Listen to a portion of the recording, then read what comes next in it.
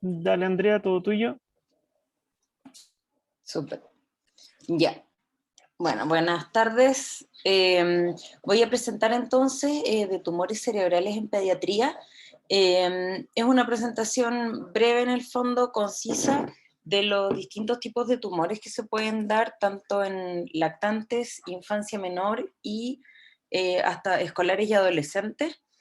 Y en el fondo un poco de principios de lo que nos puede tocar manejar en el niño postoperado y qué esperar en el fondo como pronóstico de un niño que ha sido operado un tumor cerebral. Eh, ahí. Bueno, a modo de introducción, es importante saber que los tumores cerebrales son la segunda malignidad más frecuente en niños y son el tipo de tumores sólidos más frecuentes dentro de la niñez. La incidencia en Estados Unidos reportada es de 5,67 por 100.000 personas en el fondo niños al año, y el tumor cerebral representa la primera causa de muerte dentro de los cánceres infantiles. Esto también hace que sea un tema bastante relevante. Hay que tener claro que cuando uno habla de niños, uno abarca distintas etapas del desarrollo y que son distintas entre sí. Entonces, los lactantes, los escolares y los adolescentes tienen distinta prevalencia en cuanto a los tumores, y los tipos de tumores que se van presentando a distintas edades se presentan de forma distinta y son distintos entre sí también. Ya los tumores supratentoriales son más frecuentes en los lactantes y niños hasta los 3 años, y luego en mayores de 10 años. En el periodo intermedio, entre los 4 y los 10 años, los tumores infratentoriales, o sea, de fosa posterior, son los más frecuentes. Aquí podemos ver la incidencia de los tumores cerebrales entre los niños desde el nacimiento hasta los 14 años. Podemos ver que la gran mayoría de los tumores son gliomas en sus distintos grados y los tumores de origen embrionario. Dentro de los gliomas, la mayoría son gliomas de bajo grado, como el astrocitoma pilocítico, u otros como el oligodendroglioma, que representan una gran porción de los gliomas. Alrededor de un 10% van a ser gliomas de alto grado, y un 15%, que son el otro grupo grande, son tumores de origen embrionario, dentro de los cuales el más frecuente va a ser el medulloblastoma. Ya en la etapa de adolescencia, entre los 15 y los 19 años, existe un gran componente en el fondo de tumores asociados al hipófisis. Cobran importancia también los meningiomas dentro de la frecuencia de los tumores. Los gliomas de bajo grado siguen siendo también bastante importantes, y los tumores de origen embrionario disminuyen bastante su incidencia en este grupo etario. La presentación clínica de los tumores va a depender de la localización, según si el tumor es supra o infratentorial, y de la edad del paciente, ya que mientras más joven el niño, van a ser más inespecíficos los síntomas, se van a asociar en general a un síndrome de hipertensión endocraniana inespecífico, y en niños más grandes, según la localización, pueden dar ya una focalidad neurológica o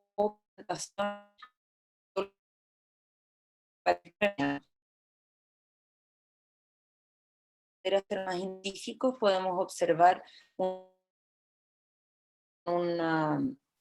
crecimiento de la circunferencia craneana que se les mide en el fondo regularmente a los niños. Vamos a tener un lactante más irritable, puede haber decaimiento.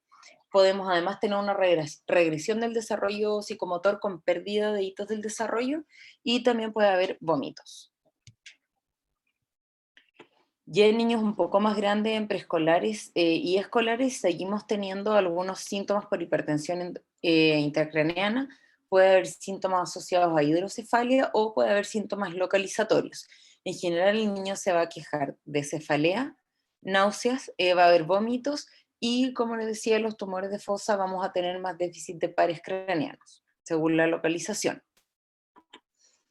La clasificación dentro de los tumores del sistema nervioso central en pediatría es difícil, ya que existen varios tumores pediátricos que pueden tener muchos tipos celulares distintos dentro del mismo tumor.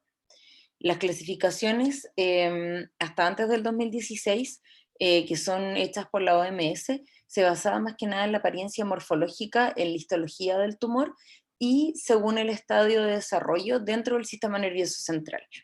El 2016 se actualizó esta clasificación y se incorporaron los aspectos moleculares de los tumores junto a las similitudes histológicas. Entonces quedan clasificados los tumores según la apariencia histológica y los marcadores moleculares. Esto, para lo que sirve en el fondo, nos mejora la clasificación, pero el objetivo último es optimizar el manejo, ya sea de quimioterapia o de terapias moleculares especializadas en el fondo para ciertos tipos de tumores. Entonces aquí tenemos la clasificación de los tumores según la OMS del 2016.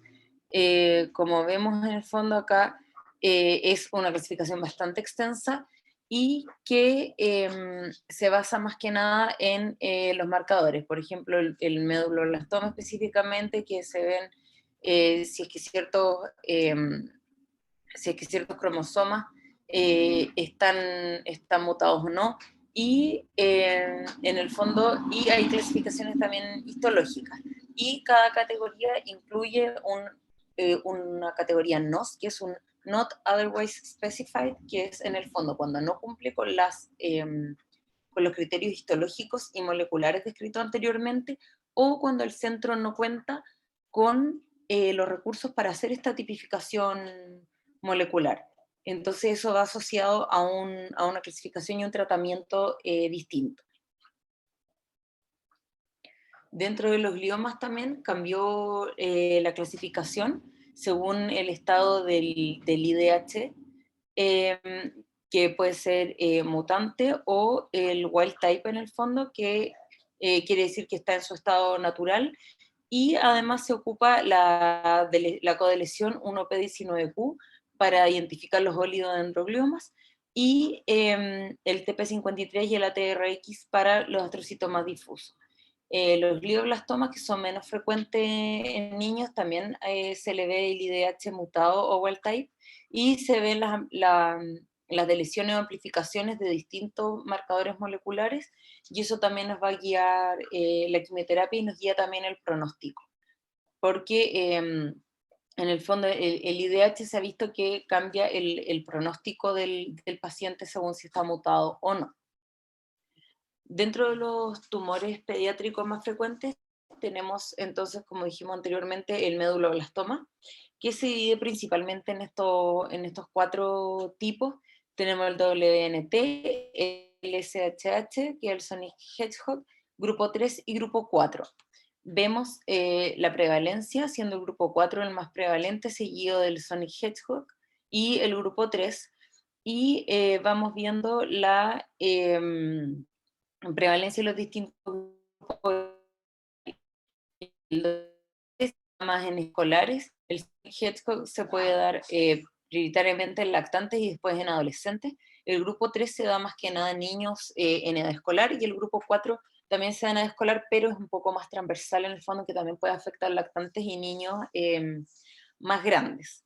¿Ya? Es importante el tema, la histología no tanto, no es algo que veamos nosotros, pero sí el tema de las metástasis, porque en el grupo 3, por ejemplo, si es que nos informan un medulloblastoma como del grupo 3 en la histología, tenemos que ir a buscar metástasis, al igual que en el grupo 4. En los dos primeros grupos, en el WNT y en el Sonic Hedgehog, son bastante más raras las metástasis, y por lo tanto, no es que no tengamos que buscarlas, pero es más frecuente que no las presenten, y eso es importante también para el estudio y el manejo clínico. Y lo otro que es importante es el pronóstico, que acá está representado por la sobrevida a 5 años, y que tenemos que en el grupo, en el WNT, tienen la mejor sobrevida, tienen 94%, si es que se realiza sobre todo la exéresis completa en la cirugía. El Sonic Hedgehog vemos que depende de algunas mutaciones y de la edad del paciente, siendo el mejor pronóstico los niños pequeños, los lactantes, y si es que tiene mutado el TP53, eso nos baja bastante la sobrevida a 5 años, de un 80 hasta un 30%. El grupo 3 también se basa en hay que ver la amplificación del MIC, y eso también nos va a determinar el pronóstico. Y el grupo 4, que es el más frecuente, tiene un pronóstico intermedio con una sobrevida de alrededor de un 75% a 5 años. La estratificación de riesgo del medulloblastoma, en el fondo, se basa también en criterios de diseminación, la resección que se logre, como les decía, con la cirugía y la histología. Y la idea, en el fondo, es, bueno, el riesgo va a ser menor, obviamente, mientras la enfermedad esté más localizada y se logre una resección mayor en la cirugía.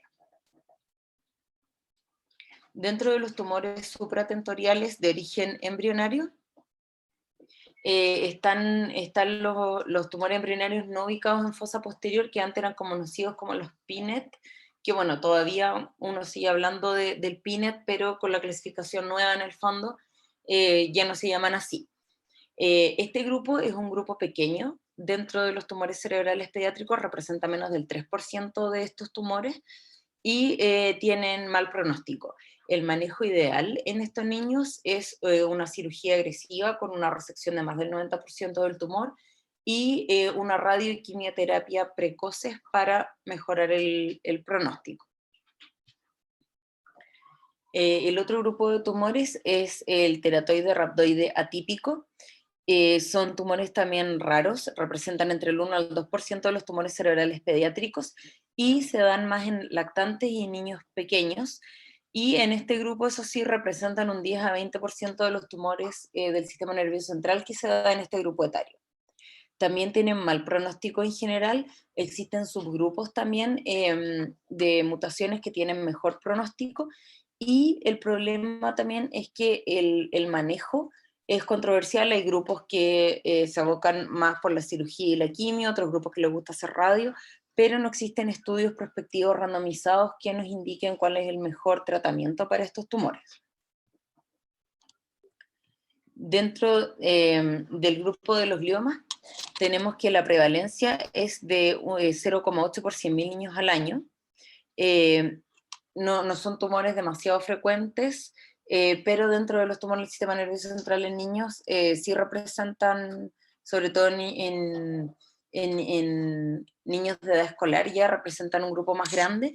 Hay que tener en cuenta que el 20% de los gliomas en esta edad van a ser de alto grado y un 40% van a ser de bajo grado. Dentro de los tumores de alto grado tenemos el astrocitoma anaplásico, el glioma difuso del puente y el glioblastoma. Y estos van a tener un mal pronóstico a pesar de un manejo agresivo. Son tumores en el fondo que tienen una alta tasa de recidiva, generan mucho edema a nivel cerebral, y por lo tanto lo único que mejora el pronóstico es la resección quirúrgica, cuando tenemos más de un 90% de resección, y esto está dado principalmente también por la ubicación del tumor. Por lo tanto, no siempre es factible resecar más de un 90% de la masa tumoral. Dentro de los gliomas tenemos que el 40% van a ser de bajo grado, que son los más típicos: el astrocitoma pilocítico, el pilomixoide, el oligoastrocitoma, oligodendroglioma y el ganglioglioma. Esto, la mayoría están ubicados también en fosa posterior en relación al cerebelo, y si no, en la línea media diencefálica. Y en estos tumores, sobre todo los que son de fosa posterior y en que podemos hacer una resección agresiva, la cirugía puede ser curativa del tumor. Ya un ejemplo que vemos harto en el hospital es el tema del astrocitoma pilocítico, que en general los niños se operan y tienen bastante buen pronóstico cuando se logra resecar todo el nódulo sólido. Después tenemos los ependimomas, que son el tercer tipo de tumor más común del sistema nervioso central en niños. Representan hasta un 10% del total de estos tumores. Y estos pueden ser de fosa posterior, pueden ser supratentoriales o también pueden tener una presentación espinal. Los ependimomas eh, espinales son más frecuentes en niños con diagnóstico de neurofibromatosis tipo 2. Hay que buscarlos dirigidamente, y el manejo ideal es con cirugía, resección de la mayor masa tumoral posible, y el remanente se envía a radioterapia. Dentro de los ependimomas, bueno, tenemos la distinta prevalencia y el pronóstico según la localización, si es supratentorial, fosa posterior o espinal, y se basan bastante en el grado histológico en el.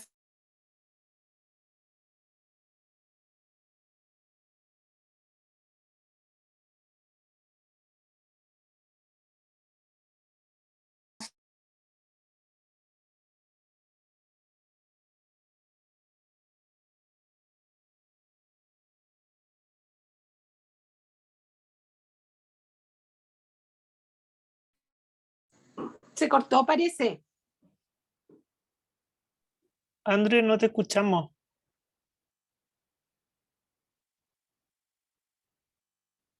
André.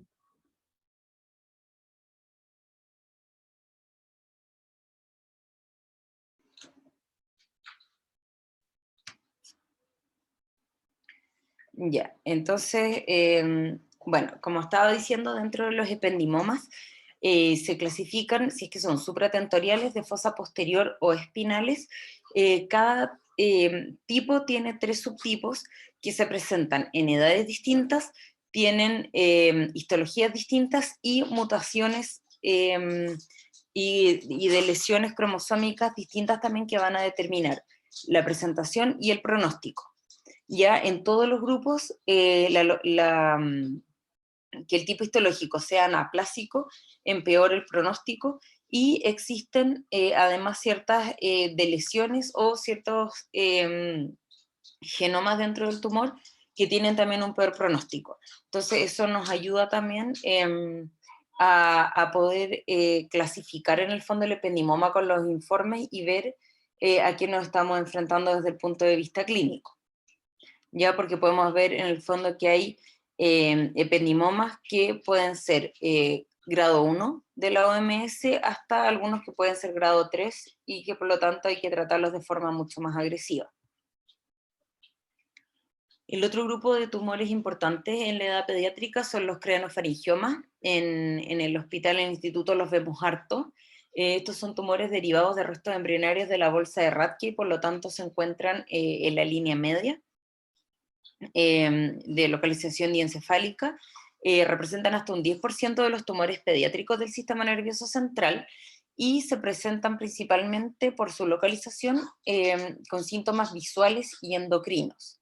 Ya histológicamente son tumores benignos, pero el comportamiento que tienen, como vemos habitualmente, no es benigno, porque generan ceguera en los niños y generan estos trastornos endocrinos que finalmente complican bastante el manejo. El ideal es hacer una resección del tumor en el fondo, de toda la cápsula quística que forman, y irradiar en caso de que haya una exéresis parcial.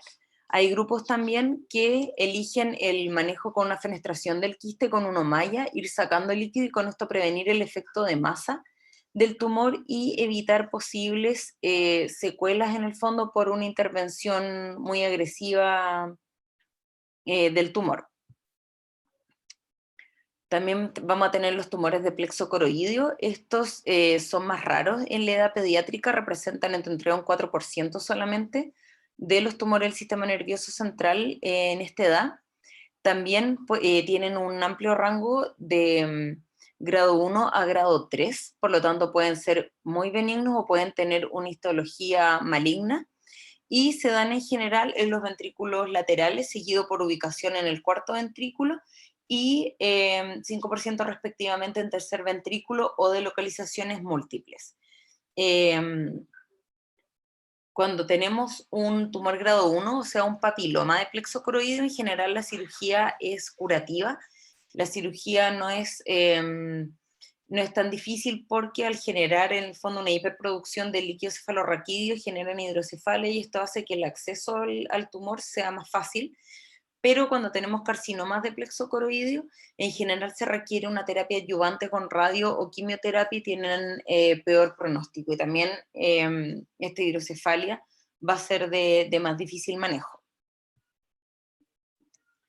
Dentro de los tumores de células germinales tenemos que también son raros en niños. Van a estar también ubicados en general en la línea media, al igual que los craneofaringiomas, y se dividen en germinomas y no germinomas, siendo los germinomas los más frecuentes dentro de este grupo.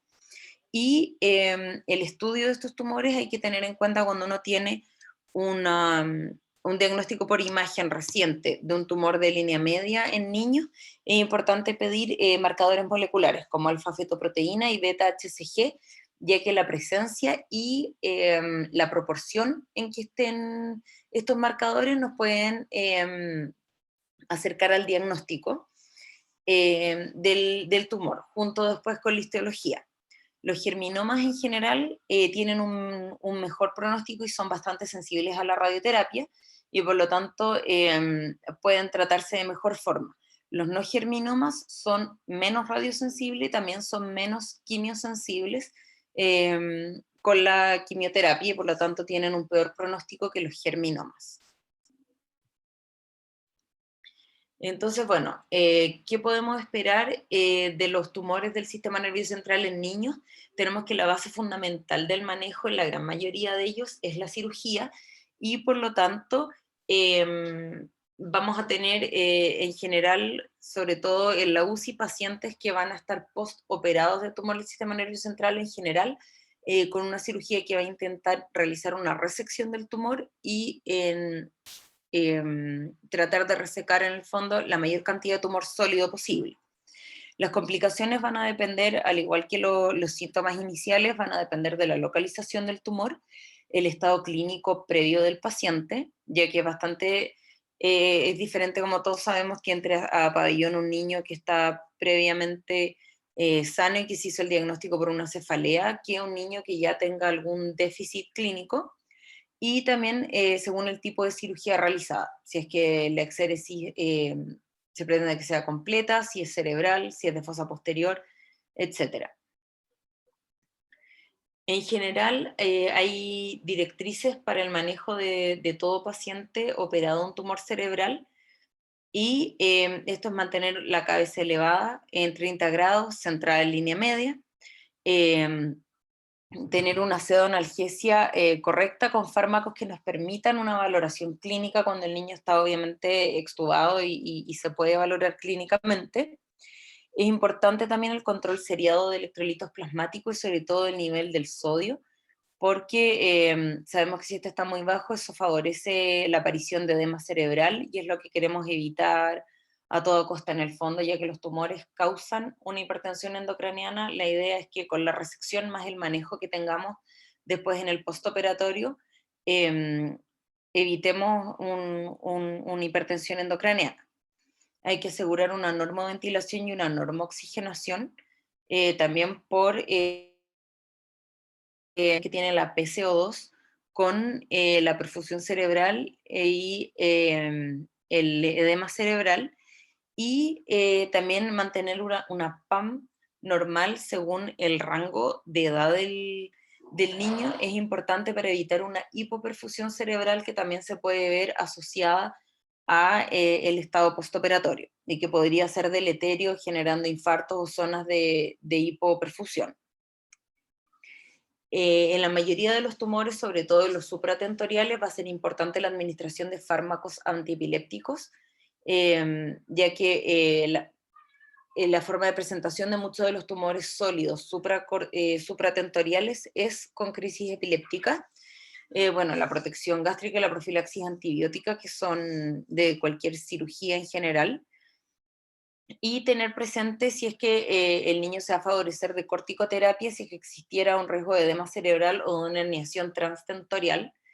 en el postoperatorio. Y además tener un buen control de los drenajes, ya sea un drenaje ventricular externo, que nos puede servir tanto para ver la presión intracraneana como para evacuar líquido, y los drenajes que sean para el drenaje de fondo de colecciones asociadas a estos tumores también, para evitar síndromes por sobredrenaje o hipertensión endocraniana en el caso que esté muy alto. El postoperatorio en unidades de cuidados intensivos pediátricos, encontré esta revisión en el fondo, en que examinaban más de 1.600 niños con un postoperatorio de tumores cerebrales, y se vio que, bueno, hasta un 60% de los niños no tienen ni una complicación postoperatoria, pero dentro de las complicaciones de los niños que sí presentan estas complicaciones, lo más frecuente son la diabetes insípida y las convulsiones. Entonces aquí cobra mucha importancia el tema de administrar los fármacos antiepilépticos de forma profiláctica, no esperar a que el niño convulsione, que eso puede empeorar el pronóstico, y el manejo de los electrolitos por la prevalencia, que no es baja en el fondo, puede ser hasta un 10% de diabetes insípida postoperatoria. El estado neurológico después de una cirugía de tumor cerebral en niños, la podemos dividir en el fondo, cómo se va el paciente al alta de la unidad de cuidados intensivos pediátricos versus a los 6 meses en que ya puede estar en su casa o en alguna unidad de rehabilitación. Tenemos que en general los tumores de fosa posterior dejan secuelas a corto plazo, en el fondo graves en la UCI, y que se pueden mantener hasta los 6 meses postoperatorios, pero que la muerte debido a estos tumores es poco frecuente, ¿ya? Versus los tumores de línea media, que a pesar de poder tener menos, o sea, que dejan igual un porcentaje, porque en porcentaje en el fondo es alto de secuelas, estas pueden remitir, pero se asocia más muerte, al igual que los tumores de hemisferios cerebrales. Cabe recordar que también, bueno, los tumores más malignos en general se presentan más en hemisferios cerebrales que en fosa posterior, y por lo tanto vamos a tener esta asociación. La calidad de vida al alta también es algo que hay que tener en cuenta, ya sea también por la indicación y por el manejo que le demos nosotros. En general se ve que los déficits cognitivos y de memoria causan entre un 40 y un 50% de variación en pruebas de coeficiente intelectual en niños que han sobrevivido un tumor cerebral y una cirugía de tumor cerebral. Hasta un 70% de ellos tienen algún tipo de impedimento académico, y se han realizado distintos estudios en que se hacen intervenciones tempranas, sobre todo en el postoperatorio no inmediato, pero diferido en el fondo al alta de la UCI pediátrica, en que se hacen intervenciones tempranas con psicopedagogía, y lo otro que se ha visto también es que el apoyo de los papás.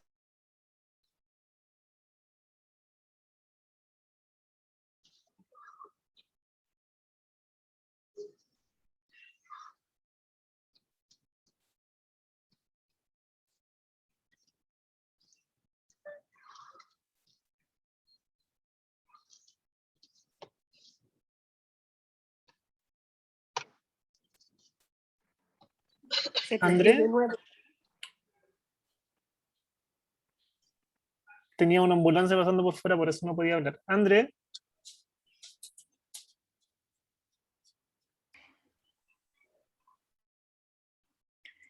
Ya. Bueno, y en la edad adulta, en el fondo, se hizo este Childhood Cancer Survivor Study, que se ve un seguimiento a 20 años de los sobrevivientes de cáncer cerebral, y se ve que, bueno, que en etapas adultas, ya sea en general es por la radioterapia, que presentan tienen un riesgo 45 veces mayor de llegar a la edad adulta con hipoacusia, casi 8 veces mayor riesgo de tener un deterioro visual a largo plazo, Existe mayor desempleo también que con la gente que no ha tenido, en comparación con gente que no tuvo este tipo de tumores en la infancia.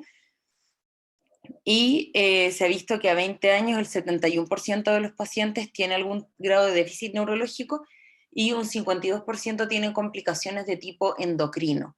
Así que es importante en el fondo detectar esto y tratar de hacer intervenciones tempranas cuando, incluso desde el postoperatorio, para reducir estos números. Eso era la presentación, en el fondo un repaso del tema de tumores a grandes rasgos.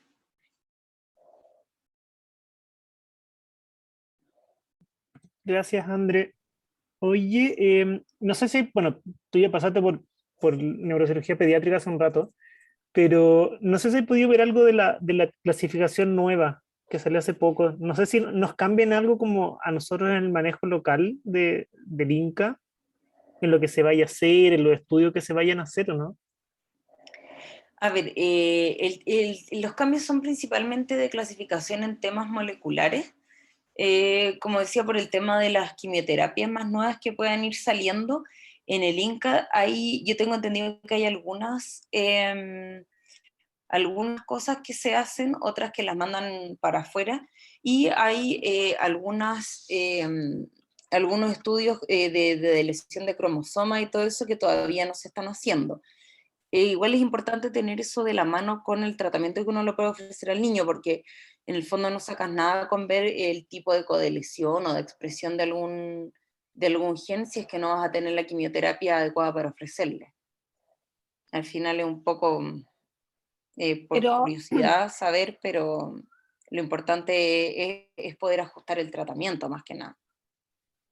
pero en todo caso es súper importante lo que dice José Pablo, porque en el fondo también la clasificación molecular permite marcar pronóstico, Sí. respuesta al tratamiento. Así es que igual yo creo que deberíamos hacer el esfuerzo en el instituto para tratar de tener digamos, esa herramienta del estudio molecular. No, de En uno todas maneras. de las sesiones del curso de neurooncología que hubo entre el Calvo y el Inca, dieron una dirección o el contacto con alguien de Canadá como para contactarse especialmente con los no, con los gliomas, que había en los gliomas y en los meduloblastomas. Voy. Así. Eso, Sí, así que antiguamente, o sea, yo fui a una jornada del PINDA hace como 3 años atrás cuando entré al Inca, y hablaban de que iban a centralizar todos los estudios moleculares en Brasil, todos los estudios moleculares de Latinoamérica, porque también necesitáis tener un N grande de pacientes para que valga la pena. Pero parece que eso no ha ido funcionando mucho tampoco, y quedamos un poco en lo mismo, efectivamente, como dijo la Andrea, hasta ahora nos manejamos con la histología y eso determina tanto el pronóstico como la agresividad del tratamiento que tiene que recibir. De hecho, en los meduloblastoma esa es la gran diferencia, po. Qué tan agresivo uno va a ser. Eh, pero hasta que no tengamos un estudio molecular que sea asequible y parte del estudio completo de los pacientes, no nos va a cambiar mucho la conducta, parece. Lo que deberíamos preocuparnos nosotros siempre es dejar como bien claro, tanto en la ficha como en la epicrisis, o sea, hacerlo y dejarlo anotado el estudio de diseminación. O sea, acordarnos siempre de la resonancia de columna, de que el cirujano deje bien escrito si quedó remanente macroscópico o no, y si es que hay remanente en la resonancia, que son como los marcadores que nosotros podemos ver precozmente. O sea, como indicadores de gravedad o de Claro, complejidad del tumor. claro, ahí cobra mucha importancia el tema de la resonancia precoz postoperatoria para que no se vayan a confundir cambios postoperatorios con remanente tumoral. Así es. Y además para que el cirujano después pueda saber si es que esto es el remanente que está estable o si es que hay una recidiva. que eso también es importante porque uno toma decisiones de volver a operar o de volver a mandar a quimio o a radio según evolución posterior también.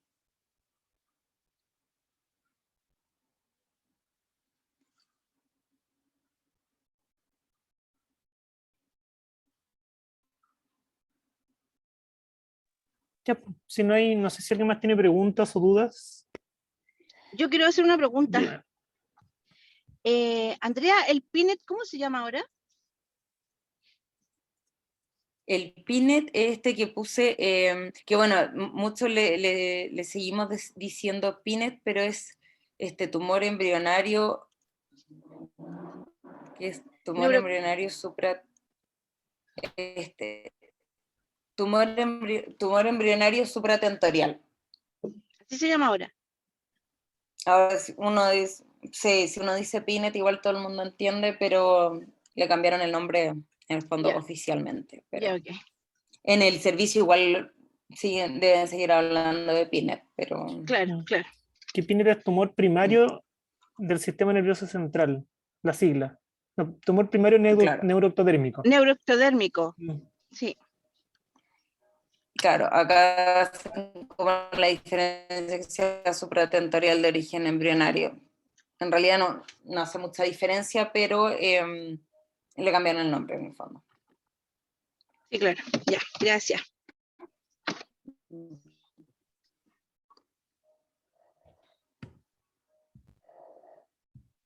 Ya, pues voy a parar la grabación